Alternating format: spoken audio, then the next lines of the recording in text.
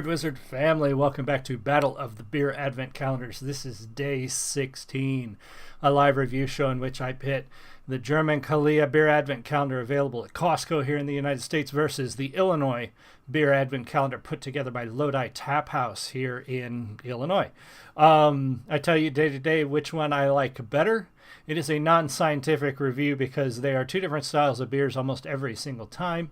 It's just which one do I like best that day, and I talk a little bit about the breweries, the beer styles, and what I like about each beer. Sometimes it comes down to which one I would drink again, which one has a better can, or which one just flat out is better. Currently, Germany's winning, but not by a large margin. I still need to go back and look at the other reviews. I think they're up by 2 or 3 beers. So Illinois is still well within the running because we're just over halfway through.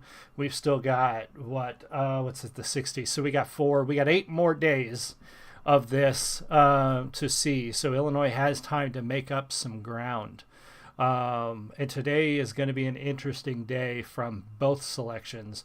New beers, different types of are just like, not just that they're different. Before we jump into it, make sure you subscribe, click that red button, and join the Beard Wizard family. Let me know what you think, comment, like, all that good stuff that helps bring people to the channel. And we've already reached our goal of 3,000 subscribers, so we're going to cruise to the end of the year and next year hit the ground running, shooting for our 5,000 mark, hopefully well before the end of the year. We'll see. Maybe we can do it by summer and push harder for 10,000 the year after that. Let's see how it goes. Anyway. Up first from, let me do this. Up first from Germany, we have Klosterbrau's Bamberger Rausch beer. There's a lot going on this label. I actually really like this label, but this is a smoked beer. It's a darker sort of Franconian style beer, and it's again smoked. I've had smoked beers before. They're hit or miss, whether they taste good or not. Sometimes they taste burnt. There's a fine line, and I smoke a lot of meats throughout the year. There is a fine line between smoked and burnt. And that sometimes is a hard line to navigate. But for the brewery, Klosterbrau, the first mention of Klosterbrau was 1333. That's the first documented mention of this brewery. In 1533, it was established as the Prince Bishop's Brown Beer House.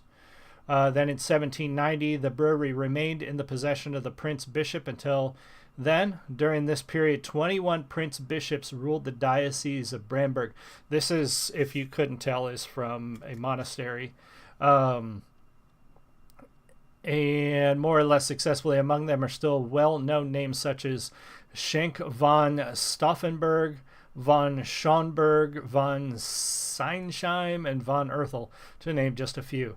And there's a long history with this brewery. Now, this smoked beer is historically deeply rooted in the brewing traditions of Bamberg. The unique flavor of this beer style is created when the malt gets indirectly dried with the help of a beechwood fire. After brewing, the beer is stored in the historical cellar of the Klosterbrau, where it develops its original Franconian character. This is a dark beer. It is definitely a smoky beer. And what are we looking at? 5.3%. So, interesting choice. We didn't have it last year. It is a new selection. So I'm interested to see what exactly, like I said, I've had smoked beers before. I've had good ones. I've had bad ones. We'll see. We'll see how this is. Now, up from Industry Brewing, very cool can. It's got this mechanized Rudolph. This is called Rudolph Fuel. Industry Brewing is right here in my backyard. I live near Peoria, Illinois, and that's where Industry Brewing is from. This is a chocolate coffee porter. And if you've been watching long enough, you know that I'm not always a fan of flavored beers, especially coffee beer. Sometimes people who do coffee beer, they almost always overdo it. And I'm also not usually a fan of porters. So we shall see how this turns out. Now, Industry Brewing, again, they are relatively new. They are right here in Peoria, Illinois. On their history, it talks about liquor production began in Peoria in 1837. Most people don't know this, but Peoria used to be the whiskey capital of the United States before Prohibition. Look it up. It's an interesting fact I didn't know until I moved here. In the early 1900s, nearly 1/5 of the nation's liquor was produced in Peoria. By 1917, local distilleries were turning out more than 62 million gallons of alcohol. Prohibition pretty much killed Peoria as the whiskey city. Industry Brewing has only been around for, it doesn't say on their website, but I want to say less than 10 years, probably closer to about 5, because I actually know the guy who started it. I used to work with him, or at least the guy who went to work there when they started. I used to work with him. So they've only been around, they've been around less than I've been at my current job, which is 10 years. So they've been around less than 10 years. All right. So I don't know what to expect from either of these beers. It's going to be an interesting experience. We're going to start with our German beer from the Klosterbrau, the smoked beer in my beautiful Stein. All traditional. If anybody's wondering, I think all my Steins are German, made in Germany.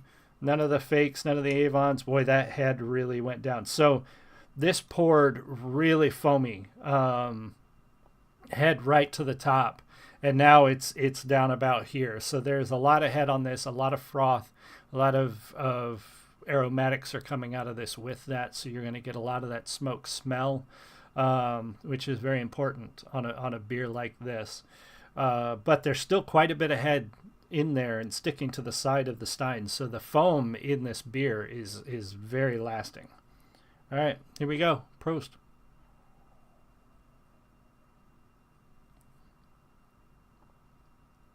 Right away, you get that smoke flavor. It's got that dark beer, almost like a Bock or a Dunkel flavor. The smoke is not too strong, thankfully. When I smelled this, as I was pouring it, the smoke smell is pretty strong. So I was afraid this was going to be bad. The smoke flavor is very subtle on the beer itself.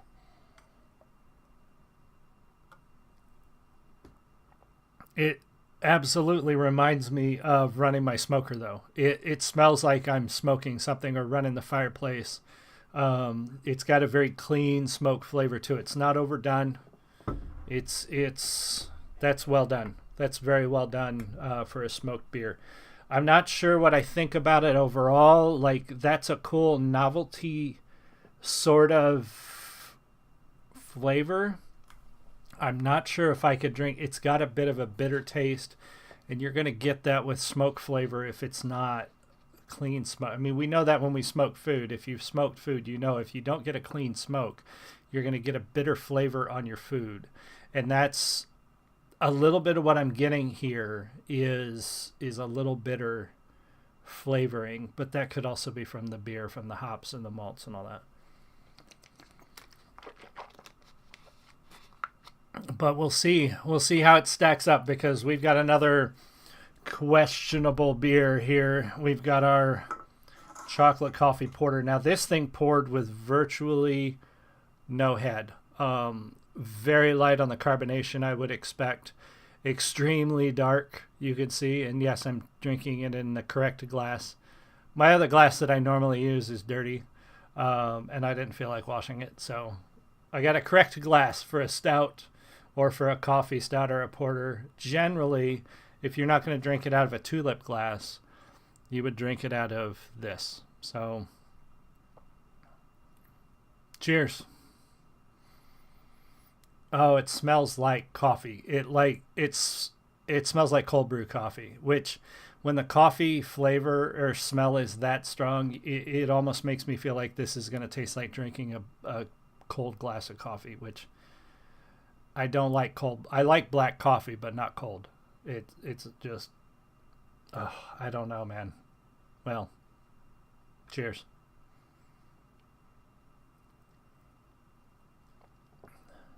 Nope. That is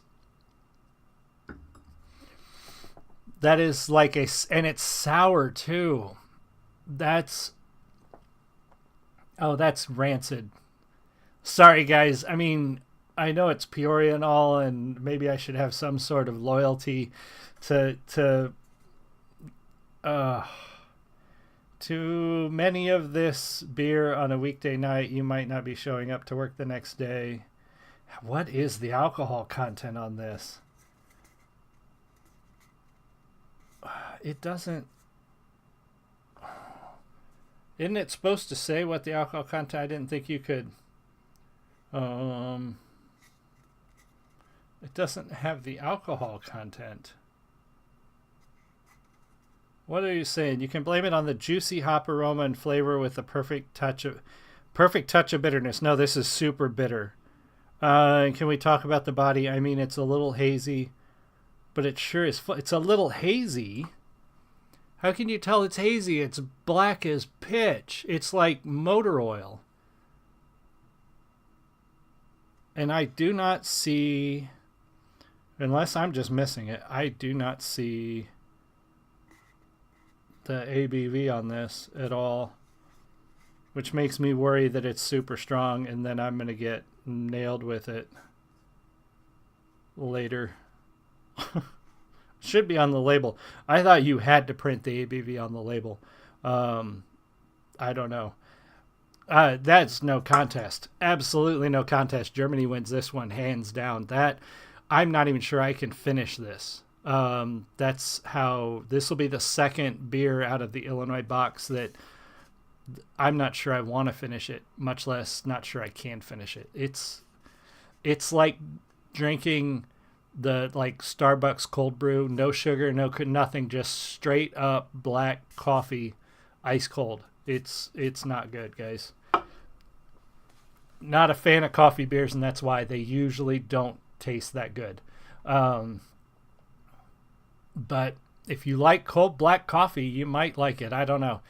Germany wins this one. Let me know what you guys think in the comments. Ask questions and come back tomorrow for day 17. I'll see you all again soon. You have a great one. Much love. Bye.